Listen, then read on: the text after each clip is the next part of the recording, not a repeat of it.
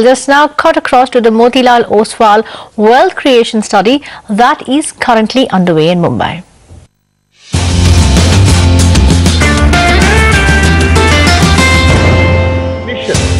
Because mid 200 and mini is the rest of the world. So when you calculate the probability, 3 on 1,900 and you feel, God, the world is stacked against me. My belief is actually apart these numbers that you see, this high ROE, this leadership, this persistence of growth, actually has much more to do with a bunch of other things. It has to do with how organizations are built, what it takes to succeed. And in that, I think are certain things which are very difficult to crystallize, and like every other place in the world, you know, if you can't measure it, it can't be counted. But I'd venture to say that, in fact, all three as entrepreneurs here, and he's a pretty successful entrepreneur, one thing that makes a huge difference, and you can identify it even in the smallest companies, is a sense of purpose, a mission, a value system, call it what you will. If you find that, and it's a value system that resonates with you and that you believe is something that is laudable, that's the first big way to really try and spot something that goes from whatever it is to mega. And I'll give you 3 illustrations. 1995, I was privileged, I met Mr. Narayan Murthy. And I was struck by his honesty.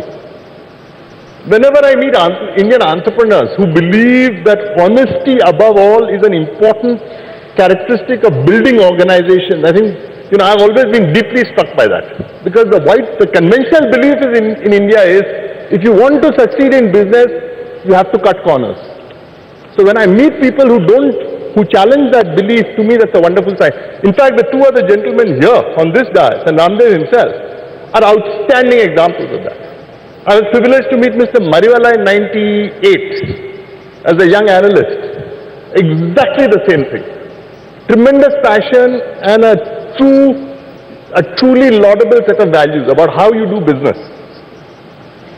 When Godrej Consumer got listed, I was, you know, I don't know whether it was fluke or not, but I was a shareholder. It's a tragedy that I sold too early. But clearly the same story. You know, a family which values, traditions, beliefs in building a business. And the fact that in fact some of their businesses remain unlisted to this day, in some sense is testimony to how they believe those businesses should be grown and developed, which most of us find very difficult to accept. The second thing which I think is very important is again very fuzzy, is culture.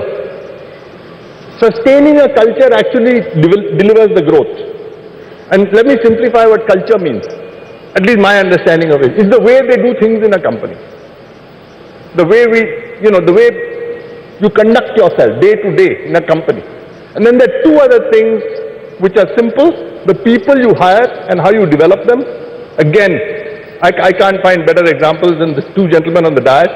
I think in fact Mr. Mariwala's illustration of this in Marico is, I think it's unsurpassed. In this country, I haven't seen it. A better example, an actual live example of how you do that.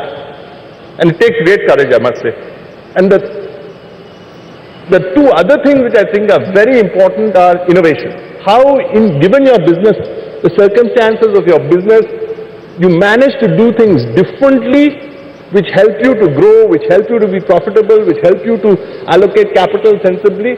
And again, I think the innovation foundation, I think Mr. Godrej's attempts at, you know, he's a chemical engineer by training, I think that builds, I think, something in you. But these are clearly, both of them share this as well.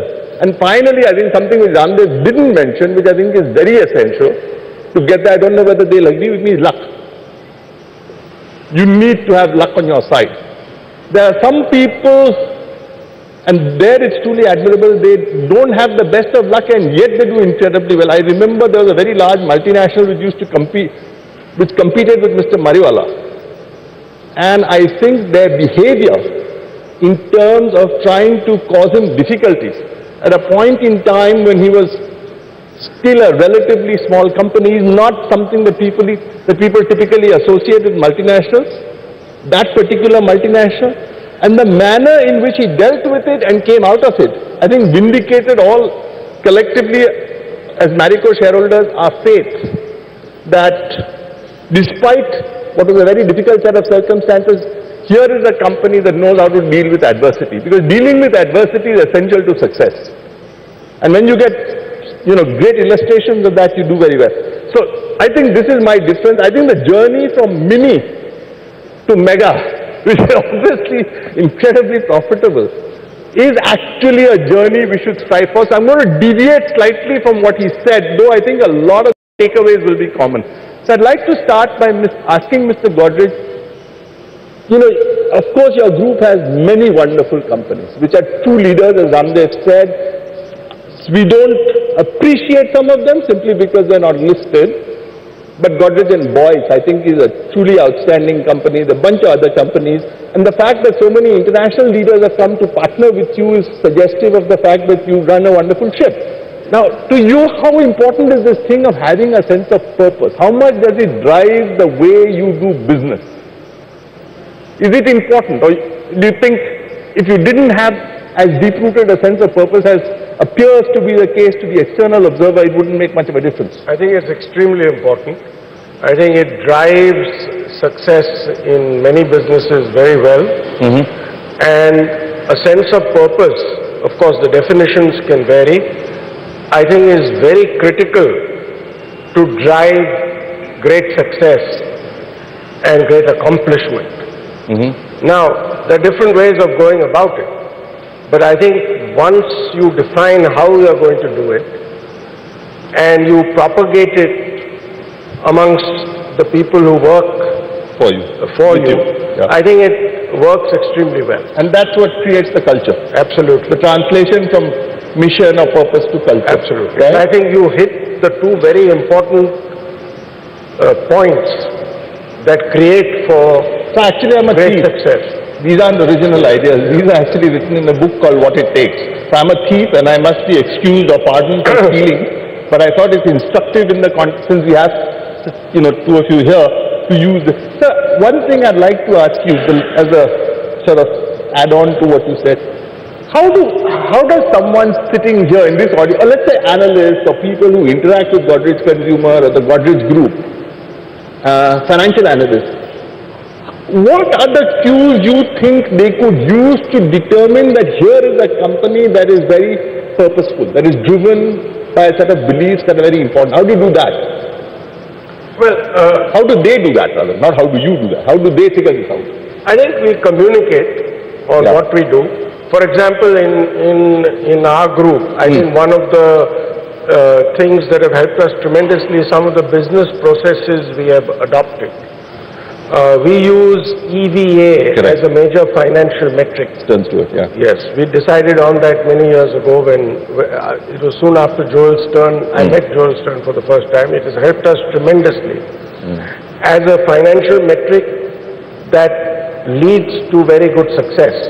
But most importantly, we have strongly used improvements in EVA in our various businesses across the board for major variable remuneration programs for a large part of our workforce. We have some of the largest ratios of variable remuneration to fixed remuneration. That has helped tremendously. Not just as an incentive. One thinks of these sort of things as working very well as an incentive. They do. But it has helped teamwork very considerably because we have gone for overall performance of a company or a large part of a company in these measurements, and it has led to strong accent on reduction of capital used in the business. So what he spoke about, in fact, the point about high quality, consistently sensible capital allocation. In fact, you've demonstrated that in spades in Godrej Consumer, as also in Marico. So one other question, and this is you'll pardon my sort of curiosity, but I'm very interested. What Was EDA an accident? You happened to meet Joel Stern, you were very impressed by him, it was a chance meeting and you said, gosh, this is a great idea, I'm going to adopt it? Or was there something ticking in your mind long before you met Joel Stern, which said one of my priorities as a business leader is to try and come to terms with how I use every single resource that we have in Godrej companies? Is that what drove you to it, or was it a chance meeting? Was it luck? No, I think it was a very good meeting. I spent a couple of hours meeting Joel Stern, and when he explained how it has been used by other companies, where it so you were very impressed. It struck me as a very good measure, which could in fact solve some of the problems we had. Right. So, for example, we had very high return on equity. Correct. But we were not growing as fast as you should. Yeah. So clearly, to try and have a very high return on equity should not be an objective. Right. But having additional businesses which provide a return on capital higher than the cost of capital is extremely important. Right. So EVA seemed to be a very good measure. So the combination of being by able which to bring we it could together. get the whole teams into that method of operation, and has worked very well. So you actually did something very interesting. You went into an industry which is dominated by multinationals as he did, and you competed actually with the same guy who was what Ramdev calls the leader in your respective industries. If you think of Godrej Consumer as being very strong in soaps, which it was, I mean, which it dominant business in the beginning when Godrej Consumer first started out. You started similarly in a way. You competed with major, multinational companies, and over time you built an incredibly successful business. What did you set out for yourself as your sense of purpose, as your mission, as your whatever you want to call it? What drove you in the early years, shortly after Marico was listed in '96? Because then it was no longer an unlisted company. You had made the transition to being listed. So I think you're mistaken. We have actually made portfolio choices where we believe we have a right to win, as you had already described earlier, where we believe that we can be market leaders, Where we can become market leaders, a clear market Where we can become market leaders, okay. So if you look at our portfolio of products today, in 90% of our total portfolio, we are market leaders. Right. So 90% of our sales, we are market leaders. For example, we said that we cannot become leaders in shampoo. But when an opportunity came from Procter & Gamble to sell a small niche shampoo brand, which is anti-lice shampoo, a small market, we said we can become market leaders. We're already market leader brand. We knew that the market size was small for the MNCs to enter. So we grabbed that opportunity and acquired that brand. But looking back, I think we fight with MNCs today, almost just 5% of our turnover, we must be fighting with MNCs. But when we entered also, we actually entered in categories or segments where we believe that we had a right to win through innovations and through where the competition was weaker. And so we grabbed a lot of share. And the same thing happened in Bangladesh when we went there. Right. The market was 100% local players, and we should have 80% market share in that market. In a sense, you were looking for markets which weren't that competitive in terms of the presence of very strong players. One is that, and number two, where you have right to win, where you know a certain That's category. Right. So you can be a leader. So you can actually have some innovation happening or something or a group of capabilities where you think that if you enter that market, you can actually beat the competition. Right. So I think that has been the philosophy. And the key thing in our case is portfolio choice. Which is the portfolio you're going to enter? Are you going to become market leader? And now as more and more portfolios are getting occupied, if you have to enter a new product, that's a challenge. So now we said, okay, if not number one, can we be number two? And the same thinking drove your decision to get into Kaya. Yes, again, I think we realized that this is a big care. It will be very difficult for us to become market leaders. Can we go through a services route, Right. Where there was nobody occupying that space in an organized manner. So we said that can we do it through a services route? So I think that's how we've gone into Kaya Services, where we are market leaders again. And do you think, it appears certainly to all of us, and once again I may have got this wrong, but it certainly seems that even in Marico, there's a very strong and distinct corporate culture which has had a tremendously positive impact in the wealth creation that has resulted for Marico shareholders. So would you like to just, tell us a little bit about the key elements of that culture? So this subject can take almost half an hour for me to speak, but I'll try and sum it up in 5 minutes, I think the key thing is, what are the values which are required, which act as a source of competitive advantage? So you need to identify the right values, but that's the easier part of the culture. You may say innovation, collaboration, openness, trust, whatever else. But after that, how do you create that values into a culture? How do you create a set of behaviors where people go on practicing that value on a daily basis? And that's where the challenge comes in. So the key challenge for the management is, how do you reinforce those values on a perpetual basis? Right. So can you create mechanisms where individuals are forced to follow those values on a perpetual basis? Voluntarily choose to do so, not necessarily forced, because they accept it. But for example, I'll give you some examples. Trust is our value. So we said that from an organizational point of view, what can you do to generate trust? So we said that instead of going to your boss for your expense statements, you can self-authorize it. You will maintain your own leave records. There is nothing like sick leave or casual leave, because if you're sick, So we trust you. So I think these are the signals which the organization sends. And then in return, the employees also are, I think, they know that the organization trusts them. The same thing is openness. We are moving into a new office. The brief given to the interior design was, it should reflect openness. Everybody could see each other. We have an open house at all our locations every year, where anybody, including a workman, can ask any awkward questions to management. Then we have teams, the boss and subordinates, they meet once in 2 years and talk about our relationships, Not only with the boss, but at the peer level also. So again, that promotes openness. We send all our managers to a training program, which again promotes openness. So when your openness comes in from different angles, then you build a culture of openness. And as far as, again, you've been a listed company now, next year will be your 20th year, if I'm not wrong. 96. Yeah, so 2016 will be your 20th year. It's not a very long period, but it's a journey that certainly has proven thus far for anyone who's been with you an incredibly powerful journey. I mean, I should personally say thank you, because I've been part of that journey. But how do you communicate what you just said about, the things that you do day in and day out to get these incredibly impressive results, so that shareholders can engender the same long-term thinking in the way they own your stock?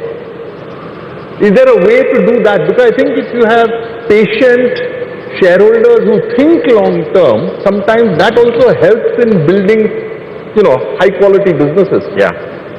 So I would say that there are 4 or 5 things, buckets I will put, which are relevant for us to communicate with the shareholder. One is, where is your right to win? Why are you winning in the marketplace? Okay.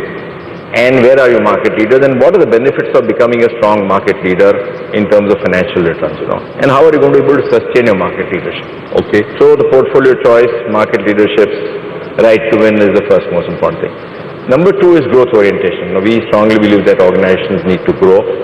If you stop growing, then growth is like oxygen, It satisfies all the stakeholders. So you have to grow. So what are the growth strategies the organization is doing to make growth happen? For example, if there is a trade-off between short-term profits and short-term growth, we will go for growth.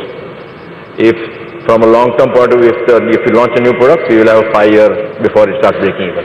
In a new country, it could be 7-8 years. For a new business, it could be 10 years. So what signal I am giving is that yes, I am growth oriented, as long as I am sure that over a period of time that leads me to a market leadership position. And once I reach that, I will start getting substantial benefits of that coming back and getting. So I think that's number 2. Now,